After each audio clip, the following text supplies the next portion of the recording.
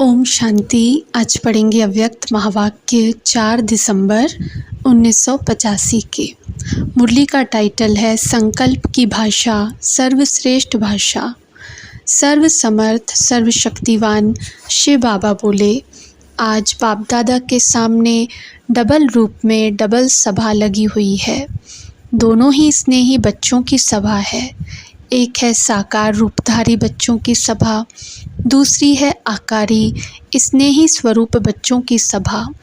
स्नेह के सागर बाप से मिलन मनाने के लिए चारों ओर के आकार रूपधारी बच्चे अपने स्नेह को बाप दादा के आगे प्रत्यक्ष कर रहे हैं। बाप दादा सभी बच्चों के स्नेह के संकल्प, दिल के भिन्न भिन्न उमंग उत्साह के संकल्प, दिल की भिन्न भिन्न भावनाओं के साथ साथ स्नेह के संबंध के अधिकार से अपने दिल के हालचाल, अपनी भिन्न भिन्न प्रवृत्ति के परिस्थितियों के हालचाल, सेवा के समाचारों का हालचाल, नयनों की भाषा से, श्रेष्ठ स्नेह के संकल्पों की भाषा से बाप के आगे स्पष्ट कर रहे हैं। बाप दादा सभी बच्चों की रूह रूहान 3 रूपों से सुन रहे हैं। एक नयनों की भाषा में बोल रहे हैं, दूसरा भावना की भाषा में, तीसरा संकल्प की भाषा में बोल रहे हैं। मुख की भाषा तो कॉमन भाषा है, लेकिन यह 3 प्रकार की भाषा रूहानी योगी जीवन की भाषा है, जिसको रूहानी बच्चे और रूहानी बाप जानते हैं और अनुभव करते हैं। जितना जितना अंतर्मुखी स्वीट साइलेंस स्वरूप में स्थित होते जाएंगे, उतना इन 3 भाषाओं द्वारा सर्व आत्माओं को अनुभव कराएंगे। यह अलौकिक भाषाएं कितनी शक्तिशाली हैं। मुख की भाषा सुनकर और सुनाकर मेजॉरिटी थक गए हैं। मुख की भाषा में किसी भी बात को स्पष्ट करने में समय भी लगता है, लेकिन नयनों की भाषा इशारा देने की भाषा है। मन के भावना की भाषा चेहरे के द्वारा भाव रूप में प्रसिद्ध होती है। चेहरे का भाव मन की भावना को सिद्ध करता है। जैसे कोई भी किसी के सामने जाता है, स्नेह से जाता है व दुश्मनी से जाता है व कोई स्वार्थ से जाता है, तो उसके मन का भाव चेहरे से दिखाई देता है। किस भावना से कोई आया है वह नैन चैन बोलते हैं, तो भावना की भाषा चेहरे के भाव से जान भी सकते हो, बोल भी सकते हो।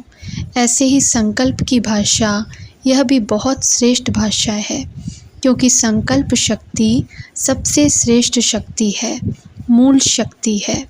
और सबसे तीव्र गति की भाषा यह संकल्प की भाषा है। कितना भी कोई दूर हो, कोई साधन नहीं हो, लेकिन संकल्प की भाषा द्वारा किसी को भी मैसेज दे सकते हो। अंत में यही संकल्प की भाषा काम में आएगी।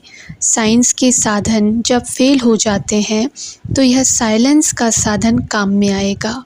लेकिन कोई भी कनेक्शन जोड़ने के लिए सदा लाइन क्लियर चाहिए। जितना जितना एक बाप और उन्हीं द्वारा सुनाई हुई नॉलेज में व उसी नॉलेज द्वारा सेवा में सदा बिजी रहने के अभ्यासी होंगे, उतना श्रेष्ठ संकल्प होने के कारण लाइन क्लियर होगी। व्यर्थ संकल्प ही डिस्टर्बेंस है। जितना व्यर्थ समाप्त हो, समर्थ संकल्प चलेंगे, उतना संकल्प श्रेष्ठ। भाषा इतनी ही स्पष्ट अनुभव करेंगे जैसे मुख की भाषा से अनुभव करते हो। संकल्प की भाषा सेकंड में मुख की भाषा से बहुत ज़्यादा किसी को भी अनुभव करा सकते हैं।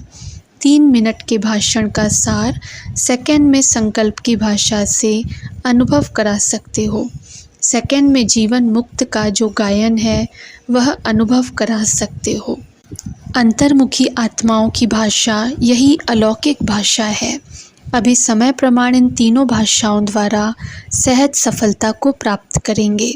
मेहनत भी कम, समय भी कम, लेकिन सफलता सहज है। इसलिए अब इस रूहानी भाषा के अभ्यासी बनो।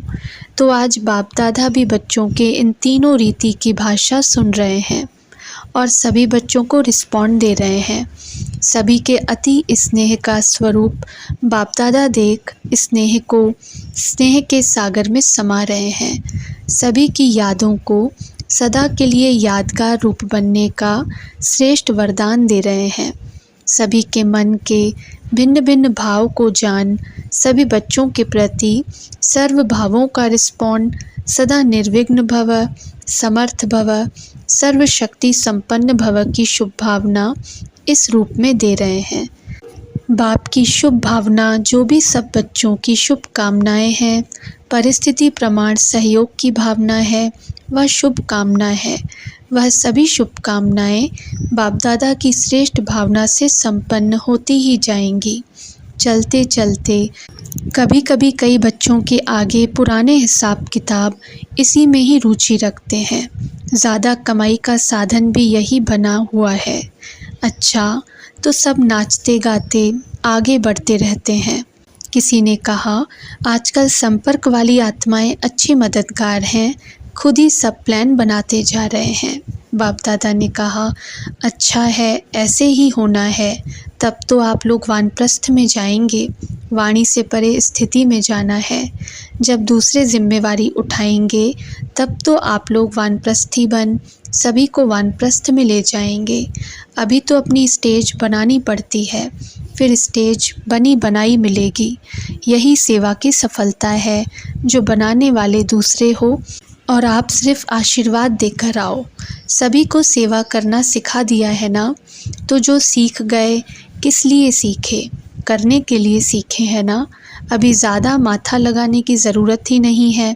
जैसे स्वर्ग में सब बना बनाया होगा, सिर्फ यह कहेंगे, चलिए हुजूर, बैठिए हुजूर। ऐसे अभी भी सब बना बनाया मिलेगा। यहाँ ही सेवा की स्टेज में फाउंडेशन पड़ता है। सतयुग में कोई मेहनत करनी पड़ेगी, तो मेहनत की सफलता का फल अभी से ही प्रत्यक्ष रूप में अनुभव करेंगे, तब वह संस्कार प्रैक्टिकल में आएंगे। अभी ज़्यादा माथा लगाने वाली सेवा का स्वरूप ही बदलना है। जहाँ ज़्यादा माथा लगाते हैं, वहाँ ज़्यादा स्वभाव का भी माथा टकराता है। अभी सहज स्वाभाविक रूप में सफलता अनुभव करेंगे। अच्छा, दादी की साथी बन गई, यह भी बहुत अच्छा किया, यह भी ड्रामा में पार्ट है। ऐसे ही एक दो के संकल्प उड़ाते रहेंगे। संकल्प पहुंचा और प्रैक्टिकल हुआ। एक ने कहा, दूसरे ने माना, यह भी श्रेष्ठ कर्म करके दिखाने के निमित्त बनो। क्यों, क्या नहीं किया ना, हाँ जी कर लिया ना। ऐसे ही हल्के सभी बन जाएं तो फिर क्या होगा? सभी उड़ते पंछी हो जाएंगे, आज यहाँ कल वहाँ। जैसे पंछी कभी किसी डाली पर बैठते, कभी किसी डाली पर बैठते, उड़ते रहते, ऐसे उड़ते पंछी बन जाएंगे। जिस डाली पर बैठे वही घर है। तो ऐसा संस्कार भरना ही है। ऐसा सभी सीख गए हो ना। कभी भी ऑर्डर आएगा तो क्या क्यों तो नहीं करेंगी ना। जब सेवा स्थान कहते हो तो सेवा स्थान का अर्थ क्या हुआ? कभी भी कोई सेंटर को घर तो नहीं कहते हैं ना, सेवा स्थान कहते हैं। प्रवृत्ति वालों का घर है, लेकिन जो ब्राह्मण बन गए उनके सेवा स्थान है। सेवा स्थान अर्थात सेवा के लिए है। तो जहाँ सेवा है वहाँ हाजिर। घर होगा तो छोड़ने में मुश्किल होगा। सेवा स्थान है तो जहाँ भी सेवा है वह सेवा स्थान है। अच्छा, ऐसे सभी एवर रेडी बनो। पार्टियों से अव्यक्त बाप दादा की मुलाकात। पहला पॉइंट, सुना तो बहुत है, आखिर हिसाब निकालो, सुनने का अंदाज़ क्या है? सुनना और करना दोनों ही साथ साथ हैं, या सुनने और करने में अंतर पड़ जाता है? सुनते किस लिए हो? करने के लिए ना। सुनना और करना जब समान हो जाएगा तो क्या होगा? संपन्न हो जाएंगे ना। तो पहले पहले संपूर्ण स्थिति का सैंपल कौन बनेगा? हर एक यह क्यों नहीं कहते हो कि मैं बनूंगा? इसमें जो ओटे सो अर्जुन। जैसे बाप ने स्वयं को निमित्त बनाया, ऐसे जो निमित्त बनता वह अर्जुन बन जाता, अर्थात अव्वल नंबर में आ जाता है। अच्छा, देखेंगे कौन बनता है। बाप दादा तो बच्चों को देखना चाहते हैं। वर्ष बीतते जाते हैं, जैसे वर्ष बीतते ऐसे जो भी पुरानी चाल है वह बीत जाए और नया उमंग, नया संकल्प सदा रहे। तो यही संपूर्णता की निशानी है। पुराने को तो दीपमाला में सभी ने ख़त्म किया है ना। दिवाली मनाई थी ना, तो दिवाली में पुराना ख़त्म हुआ, अभी सब नया हो। अच्छा, प्रश्न है, बाप के समीप आने का आधार क्या है? उत्तर, विशेषताएं। विशेषताओं ने ही विशेष बाप के समीप लाया है। अभी जो विशेषताएं स्वयं में है, वह औरों के आगे विशेष सैंपल बन प्रत्यक्ष होना है। जो विशेषताएं हैं, वह सेवा के द्वारा वृद्धि को प्राप्त होती हैं। जो विशेषताएं बाप ने भरी हैं, उन सबको सेवा में लगाओ। विशेषता को साकार में लाने से सेवा की सब्जेक्ट में भी मार्क्स मिल जाती हैं। अनुभव सुनाओ, अपने पास सिर्फ नहीं रखो। अनुभव को सेवा में लाओ तो औरों का भी उमंग उत्साह बढ़ेगा। बाप दादा सदा विशेष आत्माओं की विशेषता को देखते हैं और उसी से कार्य कराते हैं। अच्छा, ओम शांति।